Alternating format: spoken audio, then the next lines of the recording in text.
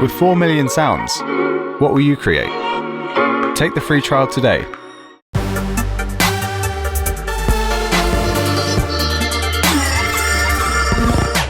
So, yes, this, just for those who perhaps don't know what's going on, this is a kind of one of the first of three sort of live streamed episodes we're doing. Today we're doing Ian Boddy, and tomorrow at 5 p.m. we've got Scanner, and at 5 p.m. on Sunday we've got Matthew Hodson, aka Matths.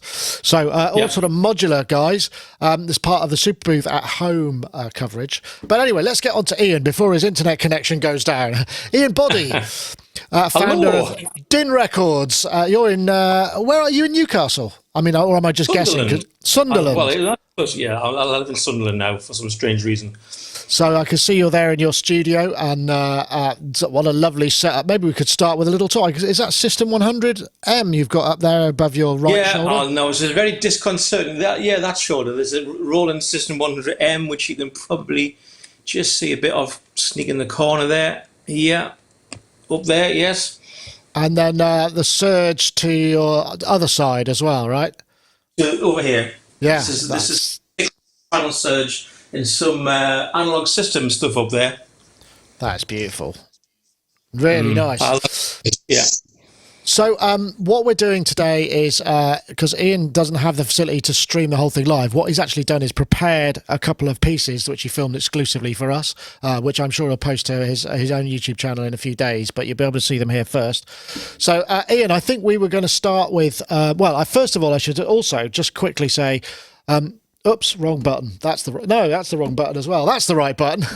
It's catching. So I'm just putting a plug in for Din Records, because I was reading up on this, and actually Din, you started releasing stuff on cassette like many moons ago, and that was on Din. So you've been kind of with Din. Not quite. Not quite. My first cassette actually was released 40 years ago, which is extraordinarily long time ago, and that was on something called Mirage, I think it was. Yeah, they were just cassette guys. So Din's only been since 1999, so 21 years now.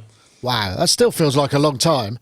And yet, especially, is it special? I mean, I know the last few releases have been kind of more focused on kind of modular artists. Is that fair to say? Well, kind of, yeah. That's the Tone Signs series. You know these discs. Yeah. The Tone Signs series. There's 3 of those so far, with a 4th one in the pipeline, and that is focusing on modular artists. So there's a whole host of people from all over the world there, and that's like a sub-label to Din. Okay, yes. I'm sorry. I would have done. Ordinarily, I do a lot more research for an interview like this, but because I've been shooting endless Superbooth videos, my entire life has been streamed or recorded, and I haven't really had much gaps in between. So I do apologise for my lack of preparedness. No worries, Nick.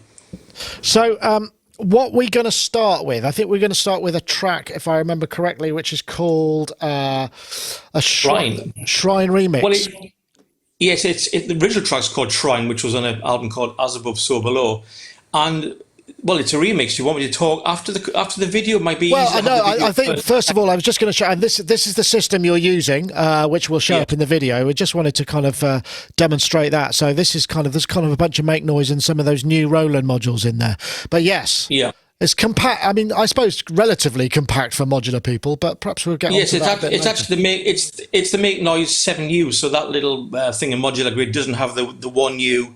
Kind of multi across the middle, but yes, it's that's my main live case, because it's small enough to take on an airplane. You can take it as hand luggage on an airplane. Oh, well, that's handy, isn't it?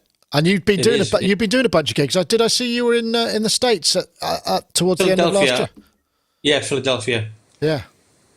Although I didn't take that at Philadelphia. Going through the USA customs is never the most pleasant of experiences. So I borrowed most of the gear when I was out there, to be honest. I had when I was coming back from NAMM a couple of years ago, there was a man with the blue gloves, and he was getting ready, and he said, "Hey, wait, you're the synth guy."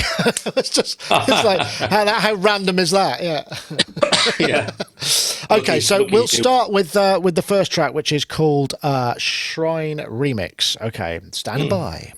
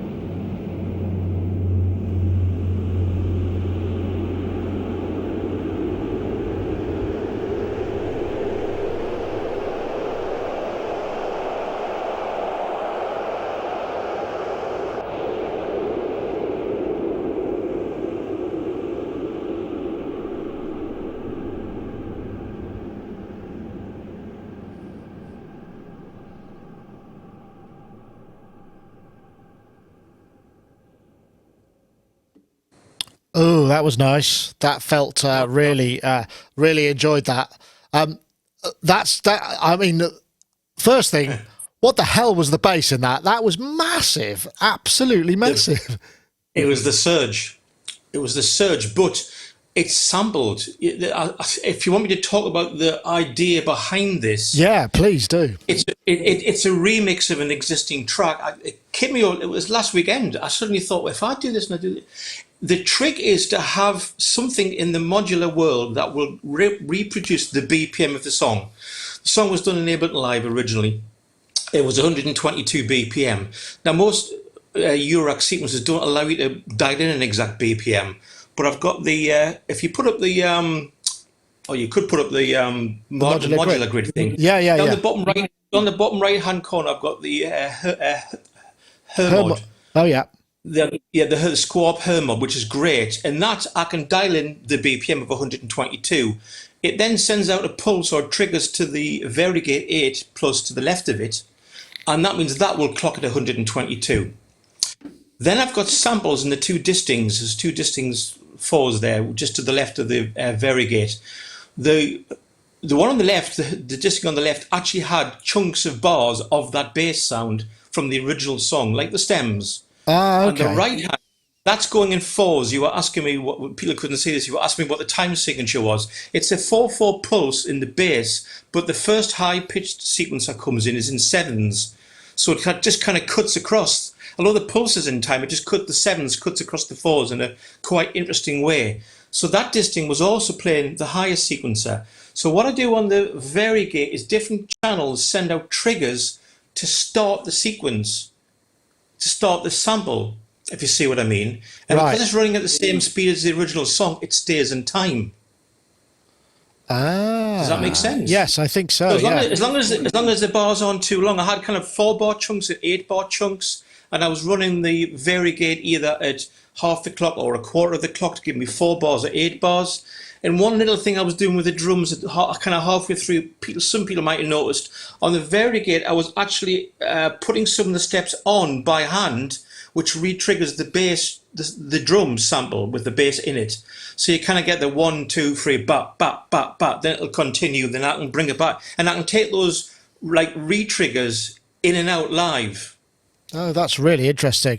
It's funny you're saying about using samples, because there's a couple of other modules in there. I see you've got some of the two tip-top ones in the left hand. The tip-top ones, and I think that's it. But I've kind of got 6 voices in there. You see, there's 4 sampled from the distings, which are doing the sequences, the bass line with the drums on the same sample, and the high 7-step sequence. The 2 tip-top ones are doing more kind of ambient sounds. I mean, that white noise. And that choir sort of pad, that sort of ambient, well, it sounded like a choir pad. Yeah, it was kind of. And then I'm doing a lead sequence, which I slow down at the end from the Roland System 100M, the System 500 module, which is like a one complete voice.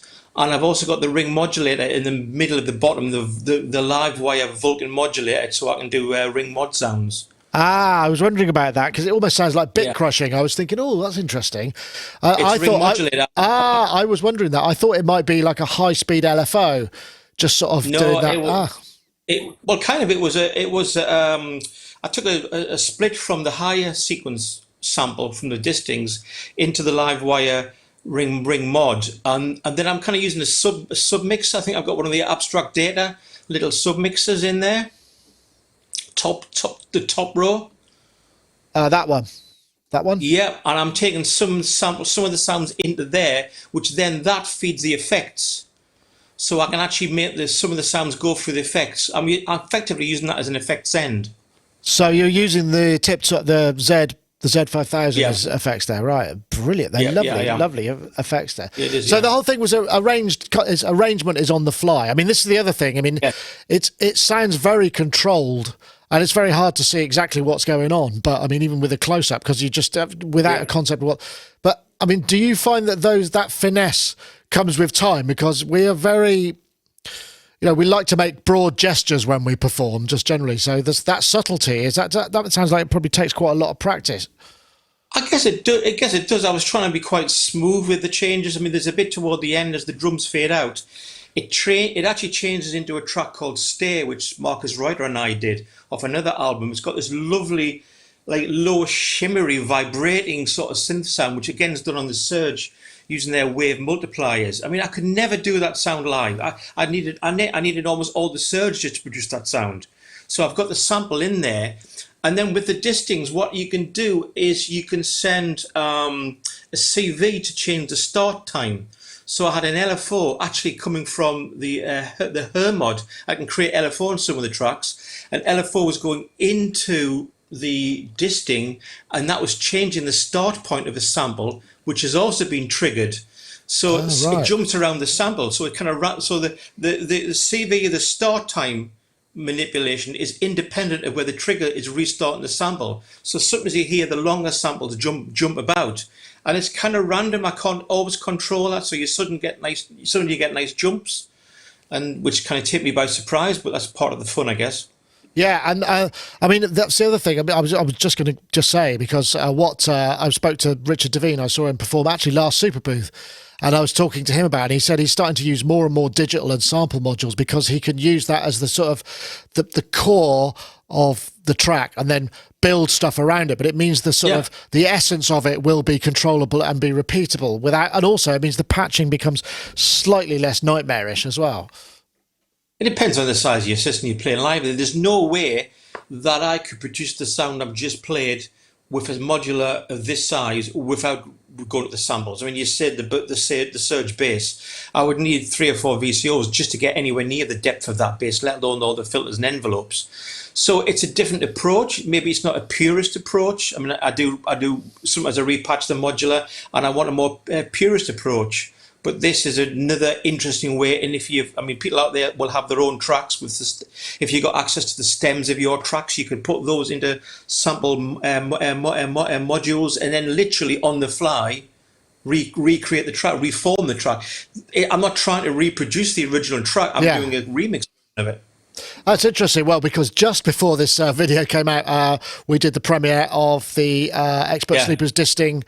I can't remember what it was called. It's got a really long name, but that's got loads more sample RAM and sort of double. I mean, it's just bigger, more everything. I guess that would make your life a little easier in some respects. I know. Oh, heck. Well, I've got 2 distings 4s, so, I'll start saving up my pennies. Yeah, absolutely. That was lovely. So, what I guess the next question was going to be, so all of that, just to recap, that all happened within that modular. What happens? Do you just record that direct to 2 track and then, just top and tail it? Right. Okay. Yeah, I just all I did there was recorded the 2 track, put a little bit of compression on, and just make sure the EQ was okay, and that's it. And then sent you there the video. Nice. What you heard is what came out of that rack. Well, minus our streaming munging, but it still sounded pretty damn good to me. But okay, brilliant. Well, so the next track, maybe we could talk a little bit about the system, because this system is a lot smaller that you've chosen to use on this one. This next track's called, I'm just trying to remember what it's called. It's called Anywhere. Anywhere, that's right. And I guess that's something to do with, because this is called an Anywhere rack, which is a very portable effect. So the idea with this was to make it anywhere. It's named after on the far left. I've even got the rack here. It's here. It's this small. Wow. Okay. I probably need to put it this way so it's not upside down. And it's on that side. Yes, I've got that. So that's the poly-N power supply. I can power it from that. If I try to do it with one hand. There you are. It's come on. Wow. So you can do that literally anywhere. That would work for those guys that are doing the modular on the spot stuff in LA. That'd be perfect. Yeah. You'll be ready for a gig there, Ian, when we can fly again, right? Yes, it'd be nice. I mean, obviously, I've got big systems like we have behind the Surge, and that's great. I mean, I love the Surge system. I've got the 100M. I've got a load of other racks over here, and I just thought for the purposes of your show, not everyone's going to have access to those size of racks. Let's do something which just has a small, fairly modest selection of things in there, and try to show that it's possible to make interesting sounds and pieces of music with a much smaller system. Yeah, I'm looking at this, and it's sort of there's a certain amount of DSP going on there because that allows you to create large, lingering washes and then build again underneath, right? Yeah, this one's got two voices in it. The braids, which is almost on the left there. I use the braids a lot. It's a digital oscillator, but it has lots of models. I don't think you can get this now, but they've got the new one, Platts. And there's lots of different oscillator models in there, so you'll see me change on the fly the kind of sound that's coming from there. The two distings are also in here. I mean, the distings are such useful modules because you can do so many things with them. The left-hand one is doing samples again. Right. But the right-hand one's doing an analog shift register. It's sending out random voltages, but kind of in a sequence. And I'm quantizing that. I often use a quantizer live not to give me a scale, but to actually give me a selection of notes. I don't use necessarily all the notes in a scale. I think for this one, I was using an unusual. I think it might be C, E flat, D, G, and A flat. So it's kind of C minor, but I'm not playing the F and the B flat. So it comes across as more of a tune than a whole scale. Interesting. That just reminded me of the classic Eric Morecambe line. It's I'm playing all the right notes, yes, but not necessarily in the right order. But yes, I know. Yeah, not many people who get that. Only people of a certain age and nationality, yes, I would imagine. Yeah. So, okay, so a couple before we play this, a couple of questions really. So, how do you? Are you constantly finding new synthesis technique? Because I mean, you're deep inside it. You've been here for a long time, and it's the nuance, isn't it? It's the kind of like, do you wake up in the middle of the night and think, "Oh, I could try that"? I mean, is that how you get inspiration as well? Sometimes, I mean, the remix one we just seen, I literally did last weekend. I've done it quite when I was asleep, but over the weekend I suddenly thought, well, if I do this and I put them in there, because I can clock them at the BPM, therefore they should stay in time. This is the thing. If I'm triggering these samples, and bear in mind I'm triggering two different samples in two distings, are they going to run in time? And they did. It was fine. It sounded really tight to me. And then I can add things over the top. I was actually adding a sequence line live, so that idea came like that. Things are anywhere, right? What I'll do, I'll work out kind of what I want to do, and then I'll maybe take all the modules out, and I'll take some modules from that one in one of my spare racks, and I'll put them in there to create a new instrument effectively. So I might want a sample-based instrument. I might want a purely an analog oscillator instrument. It just depends on what I want to do.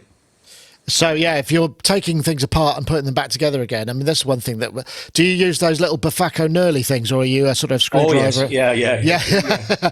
I discovered those recently, and they just kind of like, I mean, not that I do a lot of modular, but when we have to review things, I might want to order things around, and it's just take them in. Yeah, that would be good. It'd be good to have snap together or snap in kind of module form for maybe Eurorack version 2. That would be awesome. Right. Okay, well, so we're going to play the next track, which is called Anywhere. So this is, how would you describe this before we hit go? It's much more weird and experimental. Obviously, the piece we just played's got that nice bass and beat going on. This is more kind of spacey and weird and experimental, so we'll see. Right, okay, let's go.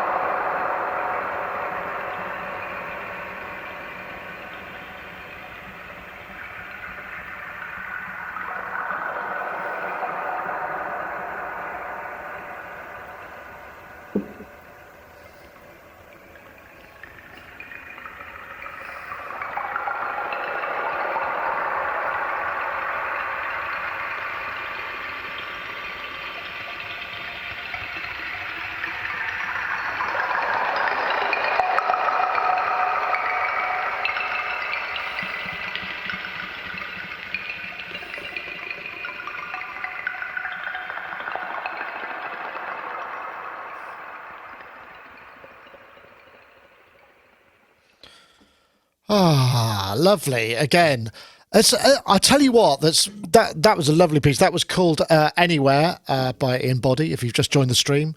And that was, you say that was a more experimental piece, and I suppose, yeah, less structured in, perhaps Yeah. traditional sense, but lovely stuff there. I just don't understand how you could get so many transitions and multiple lines out of such a small setup.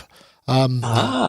I'm kind of, yeah, I'm a bit sort of, were you Well, there's using, yeah, okay, I'll let you explain. Yeah, there's two. If you've got there's two things. The Distinct 4, the one on the left, again has got samples in there.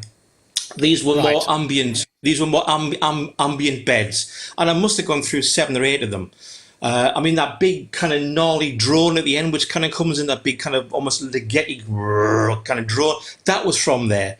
That little plicky like weird kind of sequence of rain at the end. That was from there. These interesting textures that I couldn't produce completely live from a modular of that size, or even a much bigger one live. I'm preparing these beds that I'm using in the disting, and I'm triggering them from, in this case, just an LFO, a 2 HP LFO, a square wave output. That's me trigger. And of course, I can have that slow or I can have it fast. That's this guy The here. other, Yeah, that little yeah, thing. yeah, just a little simple LFO. I'm also using the braids for the musical lines on top.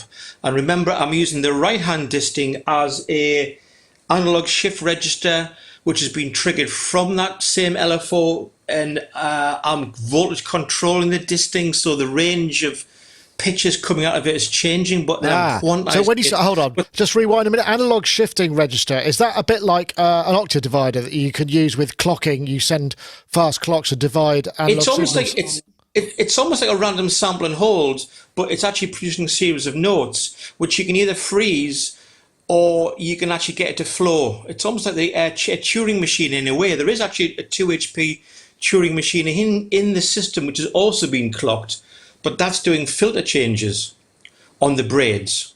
And one thing we haven't talked about, which is smack bang in the middle of both systems, is the tone, the qubit Yeah, tone. I was going to ask about that because that seems to Because I'm be. working in, even in a system of this size, I'm working in this a stereo signal. So the braids is going into the top 2 channels, in this case on the bandpass outputs.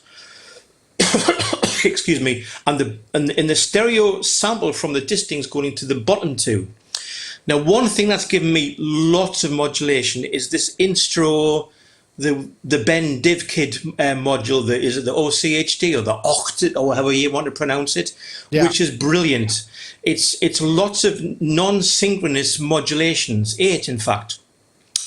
And I bought this. There's not many modules that I buy immediately when I see it when it first comes out. Excuse me. And this one I did because I use the surge like this a lot, where I have lots of the little DUSGs cycling as LFOs, all out of sync. And when you get lots of non-synchronous LFOs modulating your system, the textures can change all the time. Right. It kind of never okay. repeats. So those are the 2 sound sources. One thing I was doing with the pitch coming out of the disting, excuse me, was going through a 2 HP trim, which Right, is a which passive is module. So This guy. I'm just trying to zoom in on it on the.